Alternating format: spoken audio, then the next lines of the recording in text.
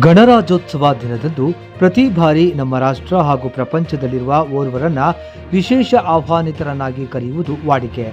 ಈ ಬಾರಿ ಮನ್ನನ್ ಸಮುದಾಯದ ರಾಜ ಮತ್ತು ಕೇರಳದ ಏಕೈಕ ಬುಡಕಟ್ಟು ರಾಜಾರಾಮನ್ ದೆಹಲಿಯಲ್ಲಿ ಗಣರಾಜ್ಯೋತ್ಸವ ಪೆರೇಡ್ನಲ್ಲಿ ಭಾಗವಹಿಸಲಿದ್ದಾರೆ. ಬುಡಕಟ್ಟು ರಾಜರೊಬ್ಬರು ದೆಹಲಿಯಲ್ಲಿ ಗಣರಾಜ್ಯೋತ್ಸವ ಪೆರೇಡ್ನಲ್ಲಿ ಭಾಗವಹಿಸುವುದು ಇದೇ ಮೊದಲು.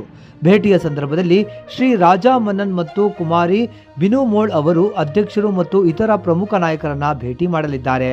ಅವರು ಆಗ್ರಾ ಮತ್ತು ರಾಜಧಾನಿಯ ಇತರ ಐತಿಹಾಸಿಕ ಪ್ರಮುಖ ಸ್ಥಳಗಳಿಗೆ ಭೇಟಿ ನೀಡಲಿದ್ದಾರೆ.